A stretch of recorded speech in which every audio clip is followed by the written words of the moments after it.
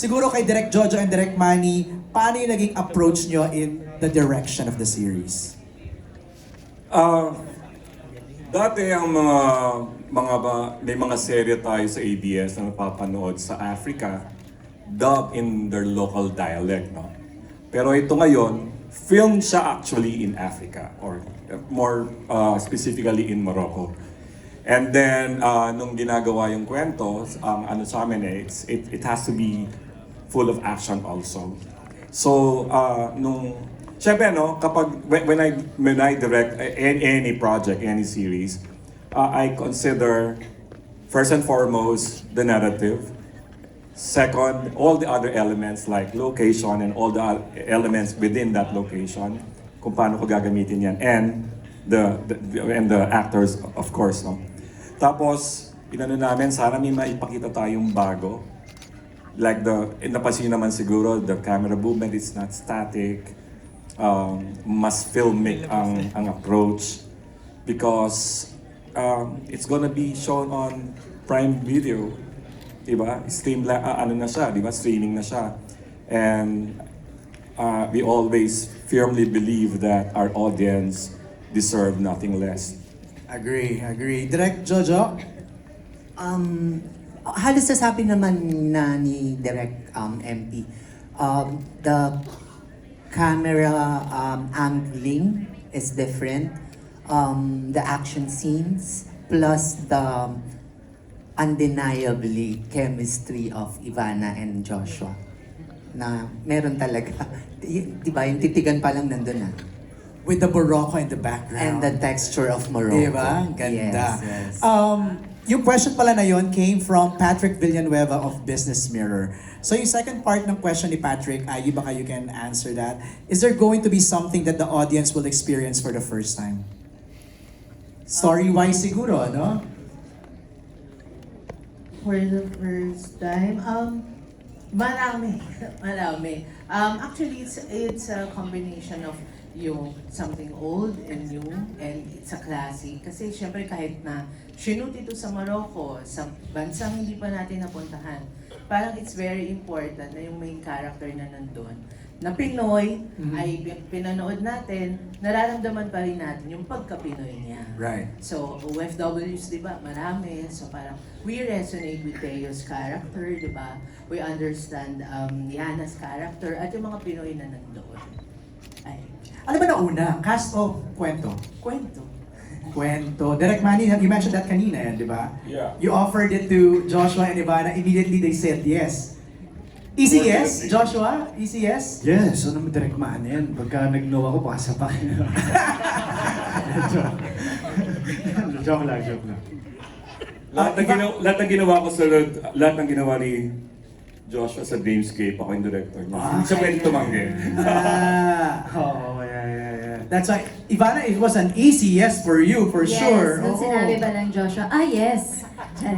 Sinabi, so, nung sinabi yung kwento na it's action, love, sabi ko, yes. Tapos isushoot daw sa abroad. Ay, bongga. First time ko kasi yun eh. Tapos sinabi Direk Manny, ay, natakot ako. Tsaka ang ganda ng karakter mo. Oo, Gusto sobra. mo yun yung Ang parang- sarap. Kasi parang, Ang dami mong karakter. diba, ginagawa ko lang siya dati sa vlog. Disguise. Tapos ngayon, nakita ko na siya. Mahirap pala pag itong series. Oo, galing. Okay, next question ni Patrick is for Ivana. What was your inspiration coming onto the set in terms of your approach in acting? So, siguro, Patrick is curious kung meron ka bang parang pinag-aralan? Ako ba yan? Sa No, akin ba si yan? Ivana. Okay. Kung meron ka daw pinag-aralan, like ano ba yung naging preparation mo? Tama? Ay! Are you May- interpreting what I Yes, said? yes. Yes. Okay. Kailangan pala ng Hindi talaga, interpreter. ganyan siya ka-Jenny Rose. Okay. Ganyan! Hindi, first scene ko kasi French. Hindi ako marunong mag-French, hindi nga ako marunong mag-Arabic kasi nag-aral kami sa British school. French, tapos si Direk Manny, syempre natatakot ako ni Direk. Inaaral ko sa hotel, mga 3 araw. Je m'appelle, Ivana. Parang ganyan. Oh. So, inaaral ko talaga kasi ayoko talagang mapagalitan on my first day. Tama. Yes. You have to deliver, di ba? It's very hard kasi iba-ibang character ang kailangan ko ipakita. So multilingual ka dito. Oo. Nag-French ka. Arabic, Spanish, English, everything. Wow! Iba din naman. Japanese. Japanese din? Yes. Lahat talaga, multilingual. Thank you, Ivana. The next set of questions galing naman kay Chedi Grace, ang ating TikTok content creator, to Joshua and Jane coming from your PBB days. Actually, nag-surface yung clips na nakikita ko online, ha? Where many rooted for you, for your pairing. How was it collaborating again? And what personal or professional growth have you noticed in one another?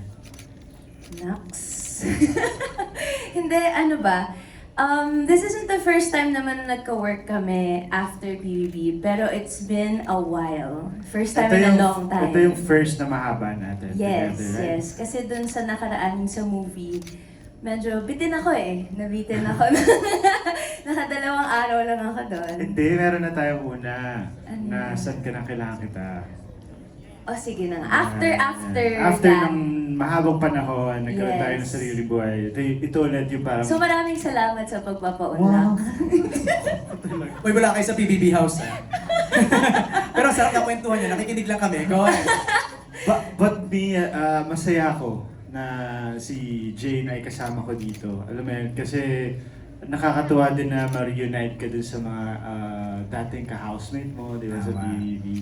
And then, sobrang comfortable na sa isa't isa. I don't know why. Bakit nga ba?